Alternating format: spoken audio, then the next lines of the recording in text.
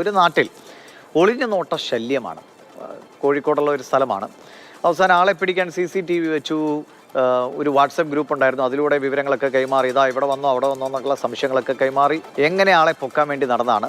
അവസാനം ഈ ആളെ പൊക്കി, ബ്ലാക്ക് മാൻ എന്ന് ആളുകൾ വിളിച്ച ആളെ പൊക്കിയപ്പോൾ നാട്ടുകാരാ മൊത്തത്തിൽ ഞെട്ടിപ്പോയി. എന്താണ് ഞെട്ടലിൻ്റെ കാരണമെന്ന് നമ്മളോട് സാരംഗ് പറയും. ഇതായി കാണുന്ന ദൃശ്യങ്ങളിലാണ് ഈ ബ്ലാക്ക് മാനെ പിടികൂടിയത്. സാരംഗേ, ഇത് നമ്മുടെ നാട്ടിലൊക്കെ പലപ്പോഴും അല്ലേ, പലയിടങ്ങളിലും ഉണ്ടാകുന്നതാണ് ഈ കൂടെ നിന്ന് പണി തരിക എന്ന് പറയുന്ന ഒരു സ്വഭാവം. അതാണ് ഇവിടെ കൃത്യമായിട്ട് ചെയ്തത്. പക്ഷേ ഒരുപാട് കാലം പണി കൊടുക്കാൻ പറ്റിയില്ല, നാട്ടുകാർ പോക്കി. ഇതാരാണ് ഈ കക്ഷി? നാട്ടുകാർ വളരെ സ്നേഹത്തോടെ തന്നെ പെരുമാറിയോ? ദിവിഷേട്ടാ, ഈ സാധനം ആദ്യമായിട്ട് കാണുന്ന സമയത്ത് എനിക്ക് ഓർമ്മ വരുന്നൊരു സിനിമയിലെ രംഗ, നമ്മുടെ CBI സീരീസിലെ സേതുരാമയ്യർ CBI എന്ന സിനിമയുണ്ട്. അതിൽ ടൈലർ മണി എന്ന ജഗദീഷിൻ്റെ കഥാപാത്രമുണ്ട്. ഒരു കൊലപാതകം നടത്തി പൗരസമിതി ഉണ്ടാക്കിയിട്ട് ഏറ്റവും അവസാനം അതുപോലെ തന്നെ CBI വിളിച്ചിരുത്തി സ്വയം കൊടുക്കുന്ന ഒരു കഥാപാത്രം. അതിന് സമാനമായിട്ടുള്ള സംഭവമാണ് ഇത്തരത്തിൽ താമരശ്ശേരി കോരങ്ങാട് സംഭവിച്ചത്.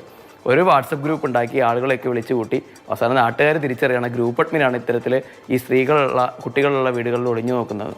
സമാനമായിട്ടുള്ള സംഭവങ്ങൾ മുൻപ് ഇതുപോലെ തന്നെ കോഴിക്കോടിൻ്റെ പല സ്ഥലങ്ങളിലും ഉണ്ടായിട്ടുണ്ട്. ഒരു വർഷങ്ങൾക്ക് മുൻപാണെങ്കിൽ കോഴിക്കോടിൻ്റെ തീരദേശ മേഖലകളിൽ എൻ്റെ വീടൊക്കെയുള്ള പ്രദേശത്ത് ഇതുപോലെ തന്നെ ഇത്തരം വാട്സപ്പ് ഗ്രൂപ്പുകളൊക്കെ ഉണ്ടാക്കി ബ്ലാക്ക് മെയിനെ ഇറങ്ങിയ ആളുകളുടെ കൂട്ടത്തിൽ ഞാനും ഉണ്ടായിരുന്നു. ഇപ്പോൾ ഈ ശല്യം ഉണ്ടായത് കോഴിക്കോടിൻ്റെ മലയോര പ്രദേശങ്ങളിലാണ്, കോരങ്ങാടും അതുപോലെ തന്നെ പരപ്പംപൊയിലൊക്കെയാണ്. ഇതുപോലെ തന്നെ സ്വാഭാവികമായിട്ടും ശല്യം വർദ്ധിച്ച സമയത്ത് ആളുകൾ വാട്സപ്പ് ഗ്രൂപ്പ് ഉണ്ടാക്കി.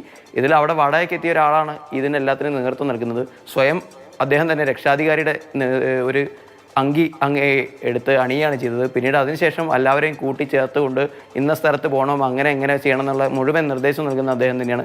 സത്യം പറഞ്ഞാൽ ഈ ആളെ പിടിക്കുന്നതിൻ്റെ, ബ്ലാക്ക് മെയിനെ പിടിക്കുന്നതിൻ്റെ മേസ്തിരി പണി അദ്ദേഹം തന്നെ ഏറ്റെടുത്തു. പക്ഷേ അവസാനമാണ് മനസ്സിലാവുന്നത് ഈ വാട്സപ്പ് ഗ്രൂപ്പ് ഉണ്ടാക്കിയ കക്ഷി തന്നെയാണ് ഇതിൻ്റെ പിറകിലെന്ന്. മാത്രമല്ല ഇയാളെ മാത്രമല്ല പൊക്കിയത്, ഇയാൾ സാധാരണ പോകുന്ന സമയത്ത് ബ്ലാക്ക് ഡ്രസ്സൊക്കെ ഇട്ട് ഒരു 7:30 തൊട്ട് 9:30 വരെയാണ് ഈ പറഞ്ഞ ആളുടെ ഒരു ഡ്യൂട്ടി ടൈം.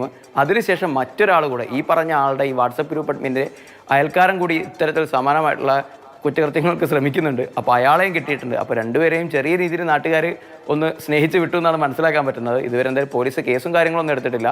ഇനി ആ രീതിയിലുള്ള സാധ്യതകളും നിലനിൽക്കുന്നുണ്ട്. എന്നാലും പോലീസ് കൃത്യമായി കേസെടുത്താലാണ് നമുക്ക് ആളുടെ പേരും പറയാൻ പറ്റുള്ളൂ, അല്ലെങ്കിൽ പിന്നെ അതും പ്രശ്നം. അതുകൊണ്ടാണ് ആ കാര്യം വിട്ടത്.